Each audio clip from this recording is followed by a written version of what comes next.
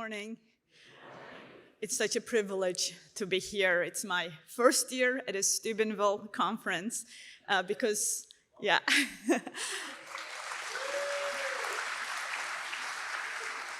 30 years ago, when the conferences started, I was turning atheist a few thousand miles east of here.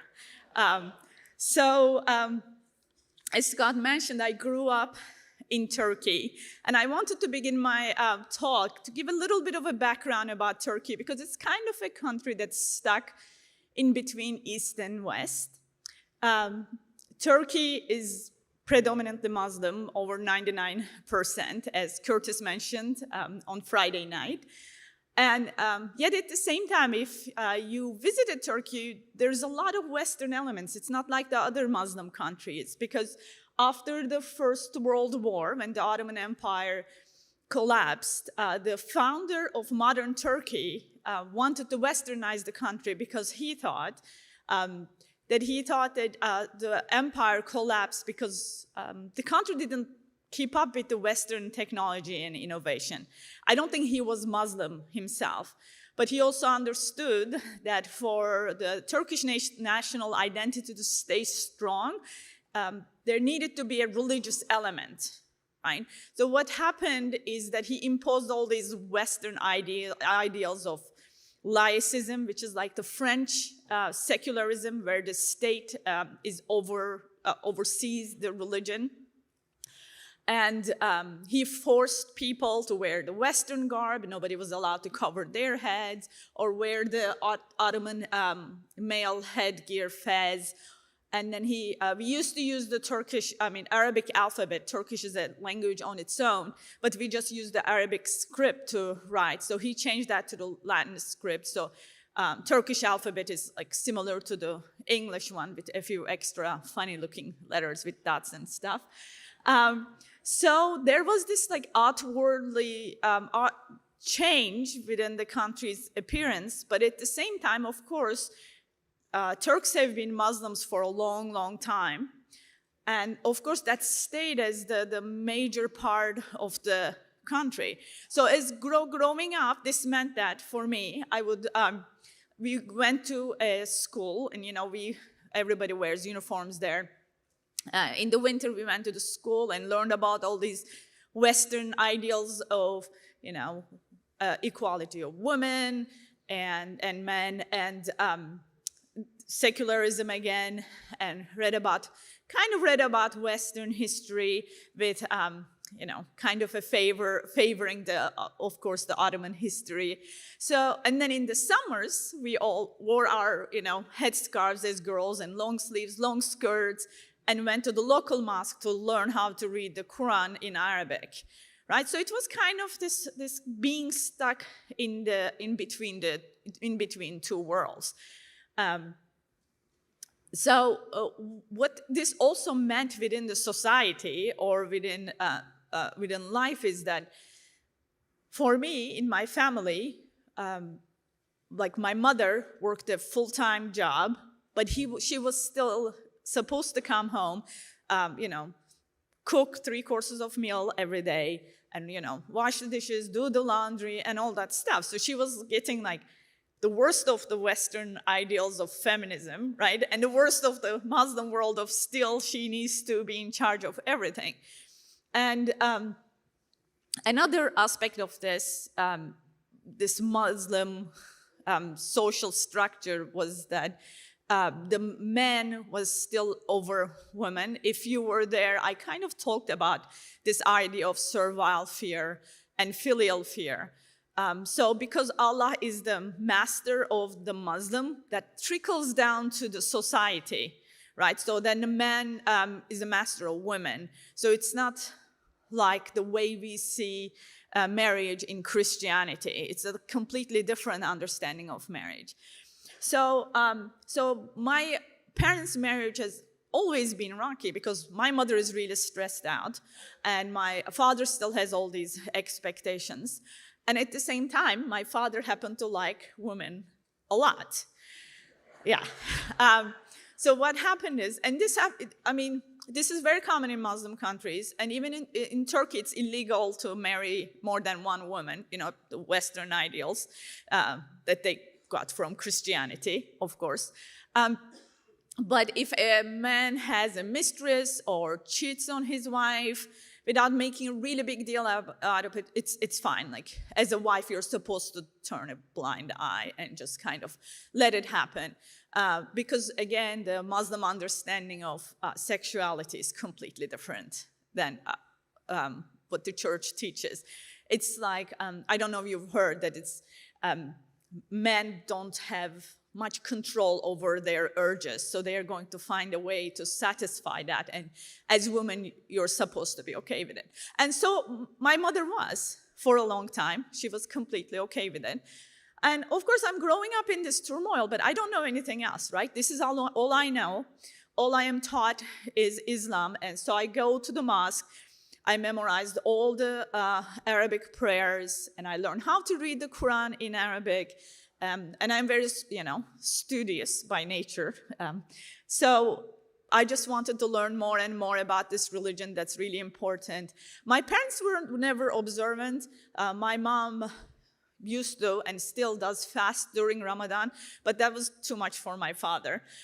So he just didn't observe any, but he's still Muslim, right? Like nominal Muslim. They're just, religion is a very, very important part of your identity, regardless of how much you practice. So I'm growing up in this, never once ever questioning it. And one of the things that, again, I talked yesterday, this idea of servile fear, because in Islam, it is taught that Allah is the ultimate master. So servile fear is this fear this servant feels against his master because of fear of punishment, right? It's not necessarily evil, because, there is a little bit of that in all of us. We fear hell, and sometimes we feel contrition because of that, and that's imperfect, right? But the perfect contrition is that we fear, which is the filial fear, we fear disappointing our Father in heaven, right? So servile fear is supposed to evolve into this filial fear slowly, like it does with my children. My toddler wants to touch the stove, and I say no, and she looks at me, she's like, wow, this lady is really big, and I think she can take me, so I better listen. Or, she still goes and touches the stove and gets burned. But so hopefully the former. But I hope that as she grows up, she's going to learn that, hey, this lady really, really loves me and wants the best for me. And I don't want to disappoint her. I don't want to make her sad. So then she listens from that filial fear and love, right? But in Islam, it's unthinkable that God is the Father. Right? I talked about it for a while yesterday, so I don't want to repeat myself. So it never turns into this wonderful filial fear. So one of I open this because this is so hard to explain to Western mind, because you grow up blessed with this idea that you have freedom, you can question, and you are not bound with these. But Muslims grow up with this intense fear from an early age, but it's like being fish, right? Like all you know is water. Like you can't imagine the desert or the land. This is all you know. So I want to give you a concrete example. As a kid, you're taught that you're not ever supposed to try to picture or imagine how Allah looks like.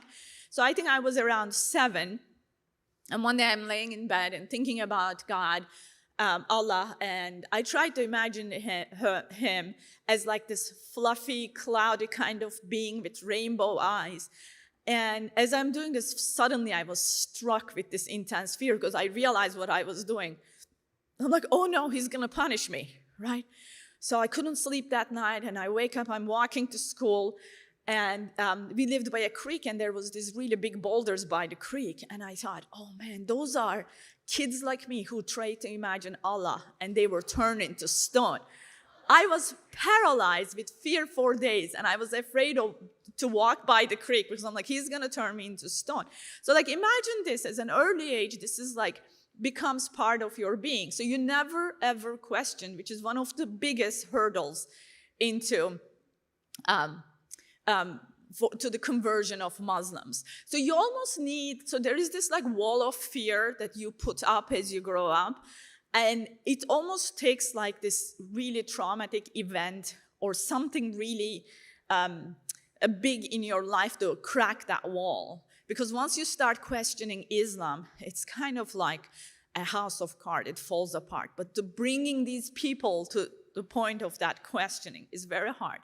And for me, that crack came when my parents decided to divorce, because my father was like, well, you know, it's really hard to go to another house and cheat on my wife. How about I take another wife who is much younger, and then she'll be here all day, right? So, of course, my mother was kind of drew the line there, and they got a divorce, and as you can imagine, it was really, really messy. So I'm around 11 or so when this happened, and I was really attached to my father, and I always had a rocky relationship with my mother because she was under so much pressure. Now, looking back, I understand, but as a kid, you don't understand that. So it was a very messy divorce. There was a lot of fights and, you know, physical abuse. It was really, really messy. And it shook the ground out under me. And, you know, no matter what they say, how resilient children are, all we know in our selfishness is that the world revolves around us. And one of the main parts of that world is our family. So my father left after telling me that he would never leave us. The following day he left, and we didn't hear anything from him for years and years. So I realized that, hey, they always told me that they loved me, but now, you know, one is in deep depression and one is completely gone. Clearly, it was a lie. The fact that they loved me was a lie. What else did they lie about? Right? So that was so I'm 11 years old, again, you know, and up until now, I had never, again, questioned Islam. And for my first instinct was to go pray more. But the more I prayed, the more I felt like there was nobody listening and nothing on the other side of darkness. And then I'm like, maybe this was a lie too. Like they always told me that this was the truth, but maybe this was a lie too. So that's the very first time at that age I started to read the Quran in Turkish. And then I was really kind of shocked. First of all, it's very hard to read. So it's not like the Bible. It doesn't have stories and an order. It's kind of like little, like bits and pieces of homilies, bits and pieces of stories from Judaism. So it's very hard to read. But since it's our holy book, I read it in Turkish. I'm like, this just doesn't make sense. And then I went and read Muhammad's life from the Hadith. Because what happens is we learn Islam from, like it's passed down from the imam or our families or our teachers. So nobody goes to the Quran and then just reads the Quran or the Hadith for themselves unless you're trying to become like a scholar. So I read it and I realized this guy, Muhammad, is not somebody that I'd like to follow. Like, because first of all, I don't have the, you know, physical properties to follow him properly. Because you look at his life, he just, you know, he was lustful, he loved women, the way he treated his son-in-law, and, you know, just, it was appalling the way women were treated in Islam. And then we were always taught that Muslims always waged war of defense. So they never attacked anybody, so, right? We were always on the right. And I'm reading this, I'm like, this just doesn't look like it. I'm sure these people were just sitting there minding their own business, and when Muhammad and his armies came and conquered him. So like I see this like really violent man who is power hungry and lustful. I'm like, there is no way I want to follow this guy. So that was the crack in my wall, and I kind of decided not to be a Muslim anymore. Of course, growing up as a Muslim, one of the first things you're taught is that Christians changed the Bible and declared Jesus as God, where he had claimed ever no such thing. So I don't know why I never questioned it back then, But I thought like Judaism, Christianity, all of that was all that similar kind of nonsense, right? I just didn't know well enough. So I kind of pushed all kind of religion aside. So like by 12 or so, I am an atheist now. So I didn't quite, it was more like rejection of religion rather than really thinking and embracing atheism. So what happened is my family my parents were the only divorced parents I knew in my school. So I felt very odd and ostracized. And now as an atheist, then again, I felt like, just I don't have any friends, I don't have anybody. But eventually I found a couple other friends whose parents were communists. So I kind of bonded with them. So, we had this like little weird ragtag group that got drunk on Saturdays at age 12 and then played chess and read Russian classics. Like it was just like this really weird combination, just geek and drunkenness. We were just very confused, So I started to read a lot more about, kind of science became my God. We were reading all the classics and trying to understand. But weirdly, I think I was 13 when Lord of the Rings was translated into Turkish. And we just, that was one of the things we read, So the Lord still kind of, puts little bits of graces as you travel. So anyway, throughout middle school and high school, I completely lost any moral compass whatsoever I had. So I drank a lot, and I'm glad that I grew up in Turkey and not in America. I think I would be a drug addict by the time I finished high school. So I drank a lot, and then, we read a lot. Again, played chess, had geeky conversations and all that. And I had this little ragtag group, but I was also leading a very, very sinful and destructive life, even though no drugs. It was still very destructive. So all I wanted to do was to get out of this little town I lived. And I did.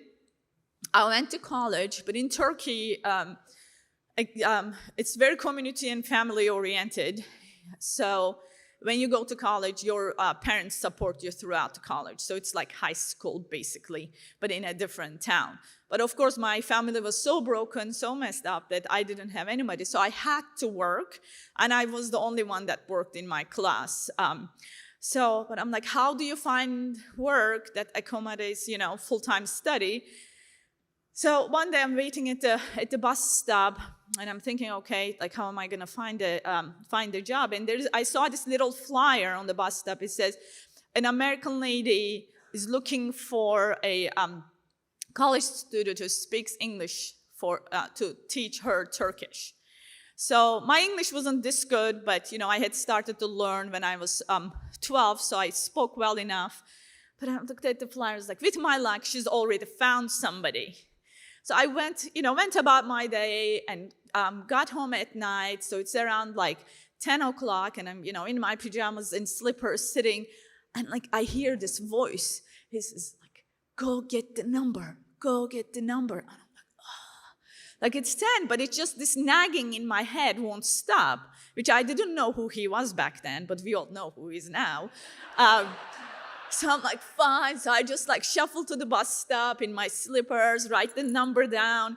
And it's like a big no-no to call anybody after 9 in Turkey, but the voice won't stop. So like I called this lady, and she hadn't found anybody. She's like, why don't you come and we'll have an interview. So I show up there at the following day. So she opens the door. First of all, she's not blonde, which I'm like, what kind of American is not blonde? And are you saying the Hollywood movies have been lying to me? And I'm like, where is the miniskirt and the cleavage lady? So she opens, she's like modestly dressed and, smile on her head. She opens, and there is this, this should tell something. I changed all the names to protect, their lives back there. But she's named Therese in my book. So Therese opens the door, and right across, like this is the main door, there's a Bible verse cross-stitched on her wall in a Muslim country. So like this lady clearly isn't afraid, and it's from the book of Acts. It says there's no salvation under heaven except by his name.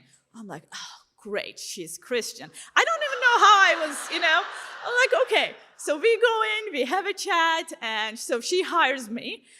And so we start talking. And by this time, I want you to remember that I am 19 years old and know everything. So I'm like, I'm going to help this lady who, believes in God and fairy tales and such to come to the light of truth. So, I've never been a relativist by the grace of God. And I was like, okay, you know what?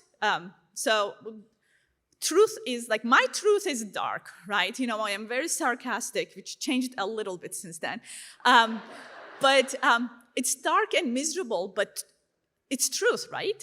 I mean, it doesn't matter if it's dark and miserable, if it's the truth. And, so I will help you find this truth, lady. So little did I know, she grew up in an atheist home, went to a really prominent college here in America, and then she converted while she was in college. And she and her husband had a really, prosperous, good lives here, and she felt the call to serve as missionaries in Muslim countries. So they had just moved to Turkey not long ago when I met her.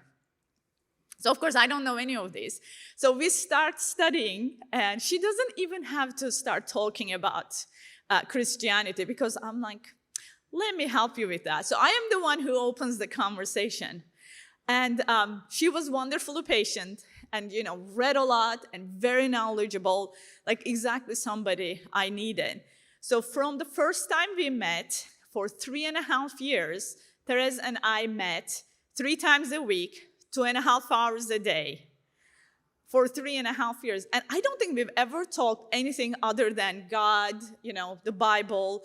I read the Bible from, cover to cover in Turkish. This is one of the things the ways they introduce, you kind of learn Turkish through reading the Bible. So, of course, slowly I am being exposed to this new God in a way. And again, like yesterday I mentioned, I'm not saying we believe in completely different gods, but the way Islam understands God is very, very different than God the Father. So for 3 years, she and I talk, and then I realize that this God she's talking about is completely different. One of the things that always bothered me as I read, this is just geeky atheist, that how fine-tuned the universe is to life on Earth. Like the more you read, if it was a little bit off, the Earth wouldn't exist, or human life wouldn't exist. It was just perfectly fine-tuned. And somehow all these scientists who didn't believe in God expected consistency across the universe. And I'm like, there's a void between all these galaxies. How do we know physics or chemistry work the same? Why couldn't it be completely different? But of course, they believe it's consistent without knowing that it is created by a consistent, loving being, right? So and then the beauty, even though I believe that the beauty of sunset was created by, the accidental sun rays and the interaction of clouds and humidity or whatever, you can't get rid of this feeling that it's just painted by somebody almost, right? The beauty in the nature is just so overwhelming sometimes. But of course, I'm pushing those aside. But as I'm talking to Therese about this God who loves truth and beauty, it's just started to slowly make sense, which I did not like. So I would just get so mad. But I wasn't a very well thought out, atheist, as I said. And I'm like, look, somebody probably thought about this. So I would just go home and just try to read up and find objections. But you can't find an objection to beauty or how fine-tuned the universe is. So slowly I started to see. And she was the first pro-life woman I've met. And again, like I share about my own experiences, during the dark years of high school and college, that like I had never met anybody pro-life, because Islam isn't necessarily pro-life. Like in Turkey, abortion is allowed to a certain, I think it's till 10 weeks. They say life begins when the quickening happens. Like that's when Allah infuses the body with soul. So she was the first pro-life I met, but she also has made sense, because like the more I read about, anatomy and science, you realize like the heart starts beating so early. Why can't he be a person? So all of these things that she talked about started to really make sense. And she was very, it just was almost like her belief in God was very like holistic and consistent. And I realized that God could exist, which is a big deal, right? Again, Curtis talked about Pascal's wager. I mean, if God exists and you don't believe in him, you're in big trouble. And if God exists, then I'm missing a really, really big truth. And if God exists, there's an eternal life, and my life on this earth is like a blip, right? Like nothing else matters really if God exists. And I mean, if it doesn't exist, like there isn't much you're gonna lose, you live that as a stupid Christian, like what's gonna happen, So, but I mean, I'm not thinking that, but I'm thinking that like, okay, this could, what I believed as truth doesn't seem very true anymore. So, but one of the biggest differences between me and Therese was our understandings of human nature. So in Islam, there isn't a consistent theology of human nature. Of course, like unthinkable that we were created in God's image. There isn't a consistent theology about sin, because Allah, a thing is a sin because Allah says so. Like he can change his mind tomorrow, and who are you to say otherwise? Does it make sense? So it's a completely different understanding of sin, whereas in Christianity, a thing is sin because it is not good for us. And God cannot look upon sin, it's because he's unable, or like he's somehow limited because he's so holy and good. Right? So like it's, again, completely different. So I didn't quite understand how this worked. So along with being an atheist, I was, of course, a communist, because this is what I thought, that all humans are inherently good, right? So if we are all inherently good, there's crime and evil, I wouldn't call it evil, crime and wars on earth. So like, how does this happen if we are all inherently good? I believed that it's because of external factors. Like there were rapists because of society's really heavy expectations of sexuality, right? People committed murder because they were in poverty, they grew up bad, whatever, right? It was never the person's fault, it was always an external factor. And the reason I was communist, which you will, I see that it's coming back, if there is no internal reason, then everything is external, then we can come up with a system that could remove all these external factors and create paradise on earth. And because once you remove all these evil external factors, then all you're left with good, benevolent human beings. So like, as a Protestant, and she still is a 5-point Calvinist, she believed in the total deprivation of human nature because of the original sin. So it's just that didn't quite make sense to me, that because I still saw goodness in people, So that was one of the things. So I could never get over that. So my struggle with Therese reached to a point, okay, even if there is a God, I don't want to believe in this God who lets all these evil things happen, which is called the problem of pain. And a lot of people get stuck in it because of that improper understanding of sin and who God is. So thankfully, God is very patient with me, as you can see. So I'm about 22 now, right? Almost 22. And so I went to a really good college in Turkey and university in Turkey, and the education language is English.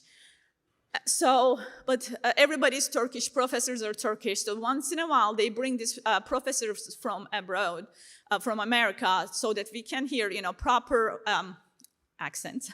Doesn't change my accent all these years.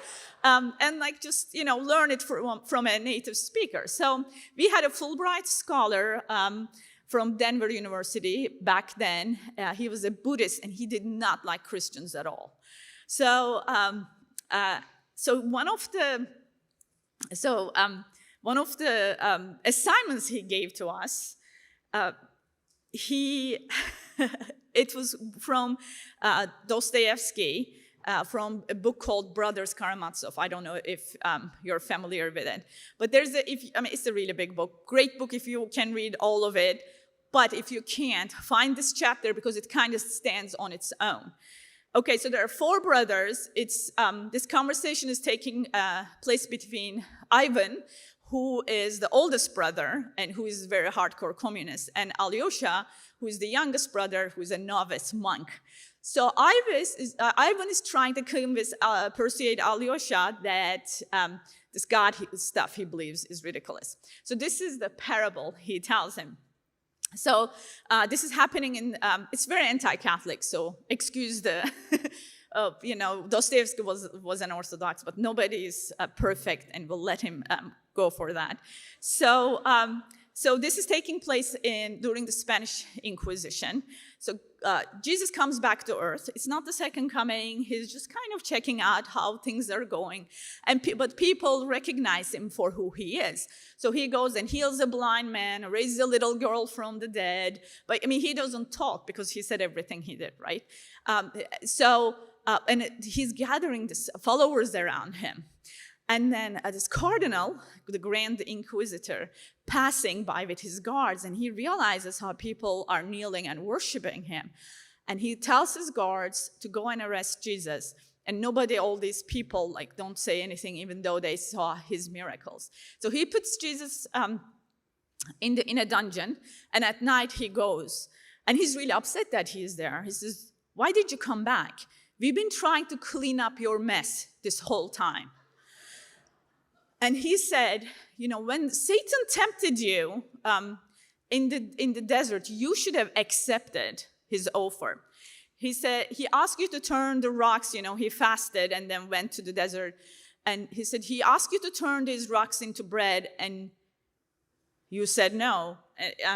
Because I'm not Scott Hahn, I can't memorize all the verses. And our Lord responds that man shall not live by bread alone, but every word that proceeds from the mouth of God. And he said, no, what you should have done, you should have started turning rocks into food, and starvation in the world. Give these clueless people the security they so desire. And he says, when he took you upon the cliff, and he told you, look, it's told that the angels won't let you fall. Why don't you throw yourself? And our Lord said, you shall not tempt the Lord your God. No. What you should have done is just show these amazing signs and miracles instead of shrouding yourself in subtlety and mystery and give them freedom to chase you, right? And he said, when Satan asked you to worship him, you should have worshipped him and claimed the power he offered you and created a universal state and bring order to this created world. Because this is all these people, your people crave. They crave security and order. All you wanted to give them was freedom. So I'm reading this chapter. Oh, hang on. And so Jesus gets, and Cardinal opens the door of the dungeon as if Jesus needs him to open the door, right? And then he says, go away and never come back. So Jesus gets up, kisses Cardinal on the cheek, and he leaves.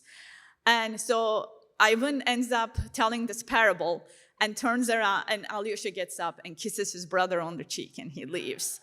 So, it's beautiful. It's beautiful. So it's the middle of the night. It was like this old English translation from Russian, right?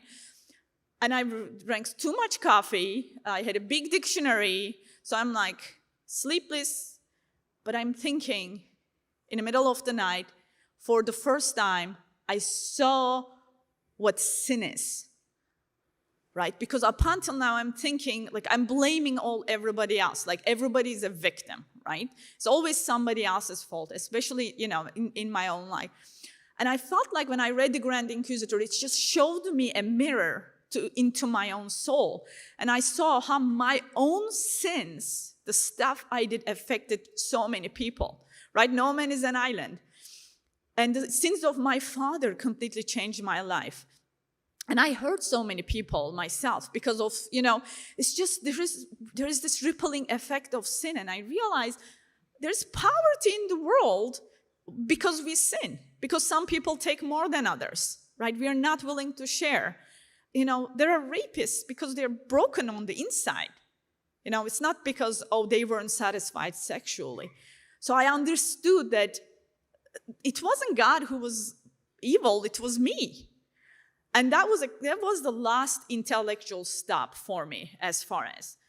So of course, like, most of the stuff is solved here, but it's a long run, they say, between the head and the heart.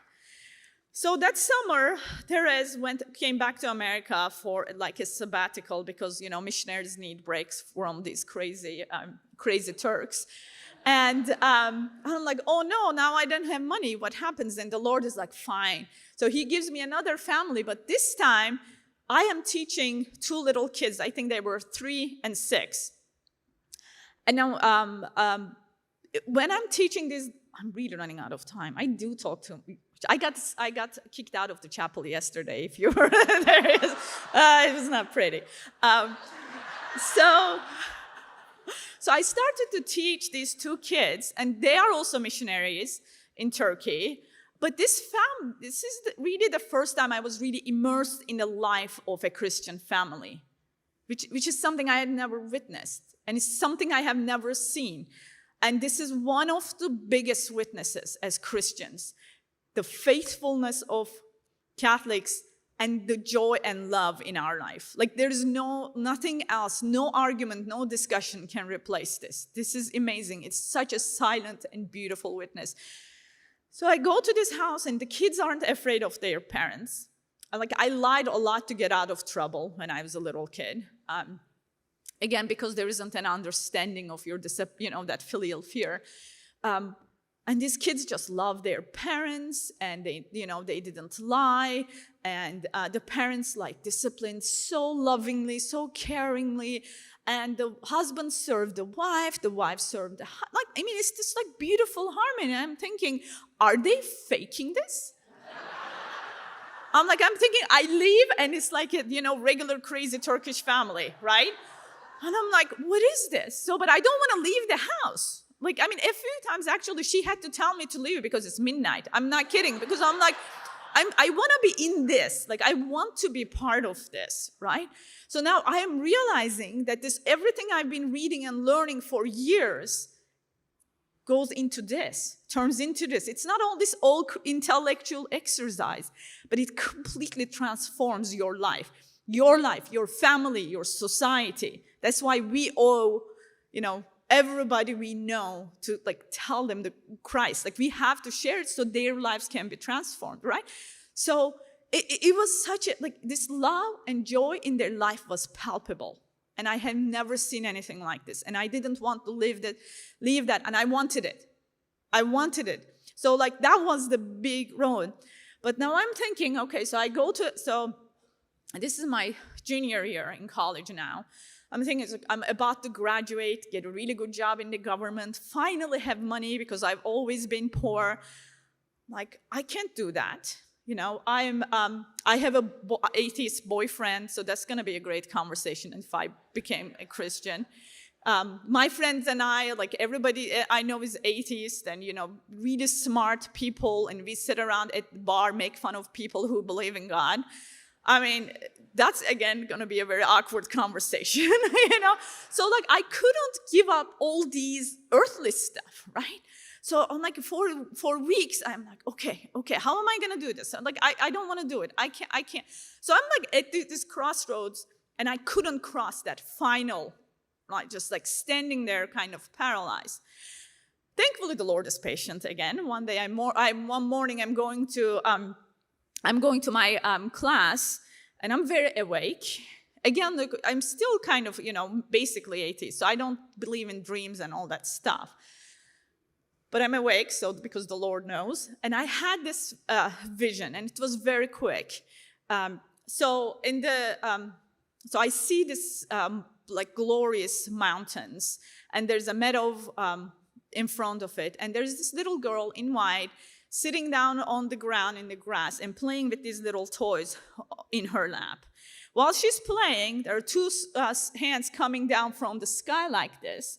And these hands are so big, like the owner of these hands are so big, you can only see the hands. And they're like trying to give this present to this little girl. And this present, you realize, it's not like an earthly present, right? It's like glowing, and you realize that it's bigger than something this girl could ever imagine, right? It's just this amazing gift. And she doesn't even see that this gift is being handed to her, right? So she's still playing. And finally, she looks up and sees the gift, and she says, "Oh, no, thank you. I have these little things to play." I'm like, are you stupid?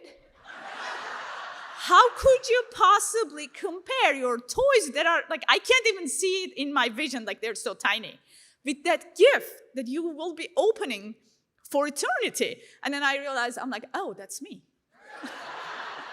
I'm like, yeah, the Lord wasn't being subtle that day. I think he had like, okay, we're done with this, So the following day, I go to this wonderful family, and she was doing the dishes. The wife was doing the dishes, and I told her, it's like, I think it's time. I think this is a good day to become a Christian. And they're evangelical Christians. You should drop the plates. And we prayed the prayer, and we cried, and all that stuff. And that was my conversion in this, in this like 3.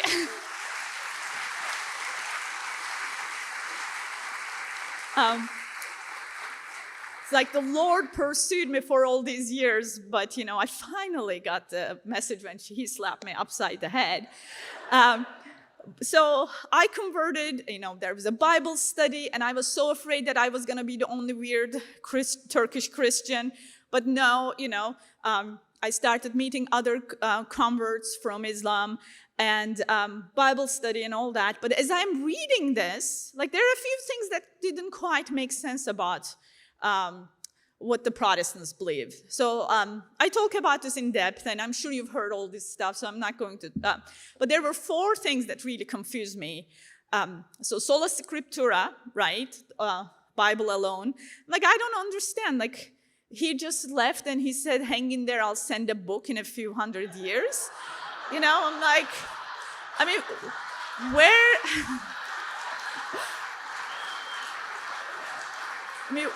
where did the Bible come from, right? Like, I mean, because like Quran is believed that Saint Gabriel dictated to Muhammad, which is crazy enough, but I'm thinking I don't understand where this came. So I'm like, I pushed it aside. Sola fide, faith only, didn't make sense. Like, as soon as we said the prayer, we didn't have free will anymore, right? So that didn't make sense. I'm reading and trying to make sense. It's not working.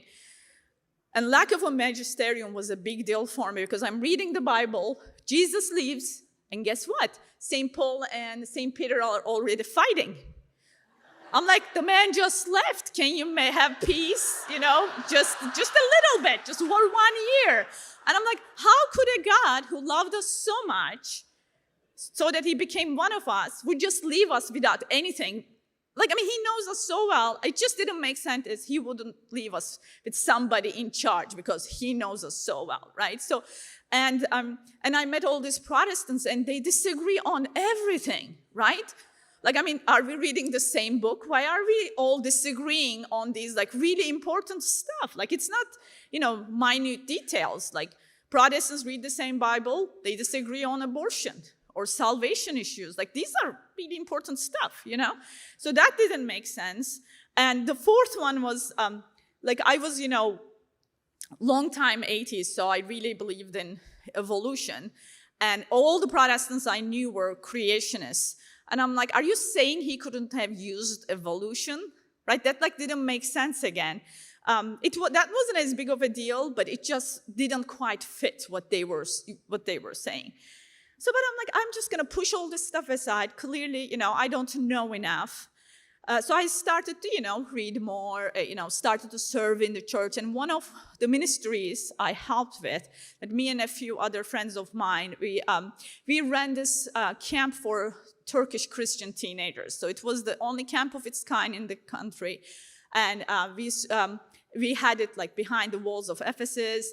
It was just beautiful, beautiful. And one of the people I met there was a missionary kid who grew up, who is an American, but grew up in Turkey.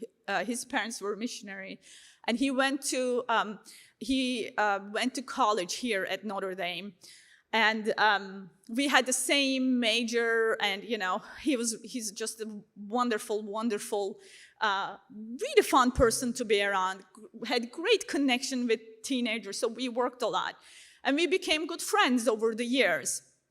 So when he finished Notre Dame, he came back to Istanbul to work there as a journalist. And I was in Ankara, and I was getting my master's, because remember, now as a Christian, I could never get a government job in Turkey. But I figured, what, if I go get my PhD, I can work at a private college. And if you keep your head down, don't make too much noise, they kind of let you be. So you kind of learn to function within the system, right? So, and I have a very agnostic roommate, and we are going to a conference in Istanbul. You know what? I'm going to go get Anthony. Again, I changed his name and here in the Bible, because he's a priest now, and he serves in Muslim countries. In my book, not the Bible. So I go to Istanbul, and I'm like, okay, I'm gonna meet with Anthony, and I'm gonna bring my roommate, who's with whom I've been sharing the faith, and between Anthony and I, we'll get her. Right? So I go there, so we're having lunch, and Anthony says, okay, Daddy, I'm gonna tell you something, but don't be mad. And I'm like, what could it be, right? Like, what could it be? And he's like, I become Catholic. And I'm like, no, you didn't. How could you? So I'm surrounded by Calvinists, like Southern Baptists, like the thought of Catholics is just like, makes them want to rip their clothes and put ashes on their head. And also, like in Turkey, like you watch all these old Turkish movies, and all the bad guys are Catholic, and they're wearing big tabard with a cross, and they're like liars, cheaters, they tempt women. And there's one virtuous Turkish hero, and eventually the lewd Christian lady falls in love with him and becomes Muslim, and they live happily ever after while all the evil Catholic soldiers are dead, right? So I'm like it's just kind of, you grow up with it, it's just like becomes your subconscious almost, like you just don't like Catholics. And the Ottoman Empire sided with the Protestant princes during the Reformations, So anyway, I'm like, the Catholic Church is the, whore of Babylon. I don't even know who that is, but I know it's the Catholic Church. And the Pope is the Antichrist. Like I have all this stuff, but I know nothing about Catholicism. So here, Anthony, during this lunch, we were gonna convert my roommate. Anthony and I are basically fighting. And he's just bless his heart. He's such a gentle, wonderful, patient soul, unlike myself.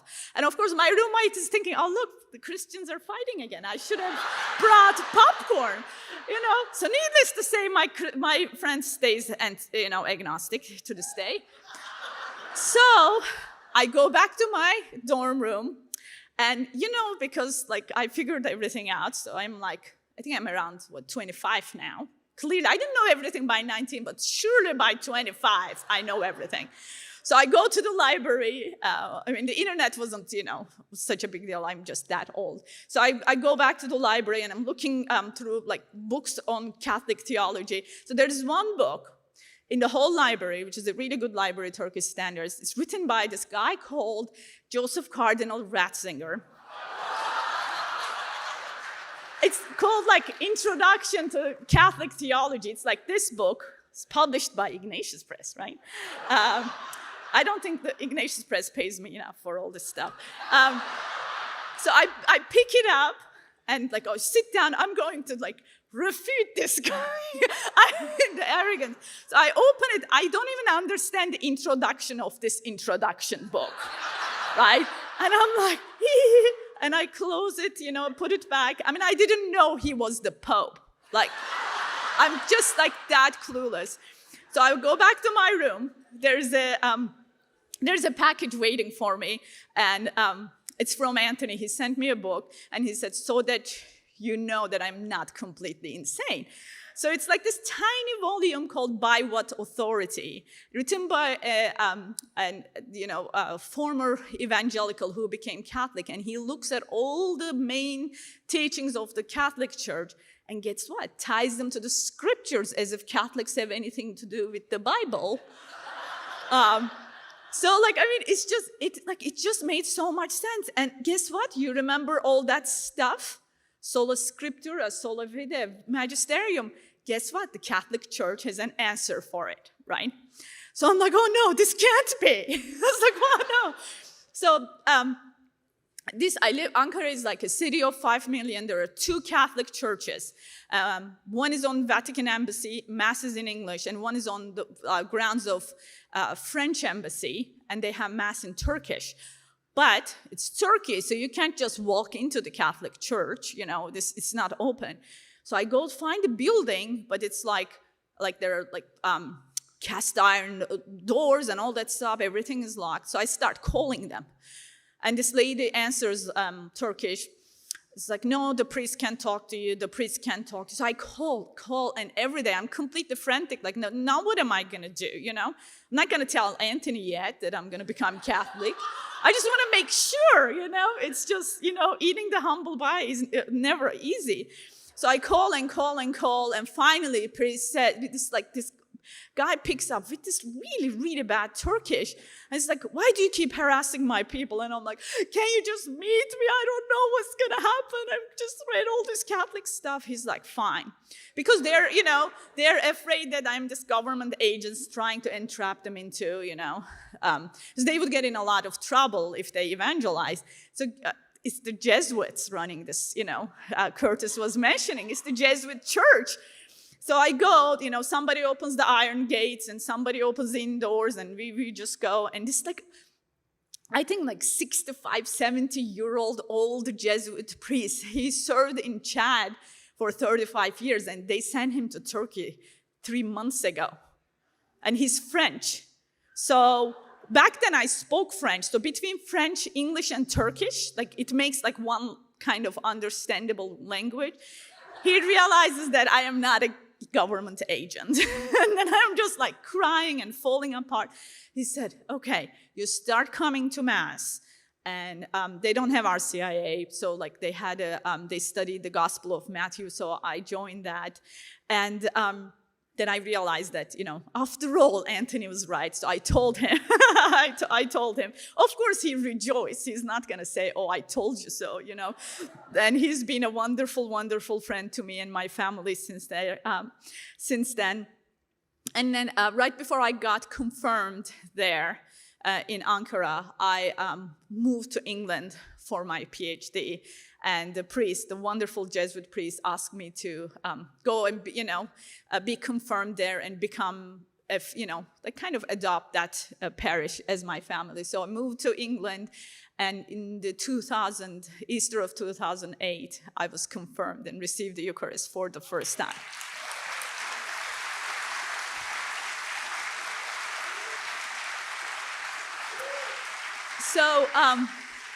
So when I was on journey home a few years ago, and they asked me, what do you want your byline to be? Former Islam, former Muslim, former atheist. I'm just put them all. I've been wrong many, many times, right? But by the grace of God, I got there. And, 30 years for its, 30th conference year, the Lord brought me here. And I am so joyful. I'm so joyful after all these years for his patience and for everything he has given to us. And I am so very grateful. I implore you to always remember the joy of your salvation. Thank you.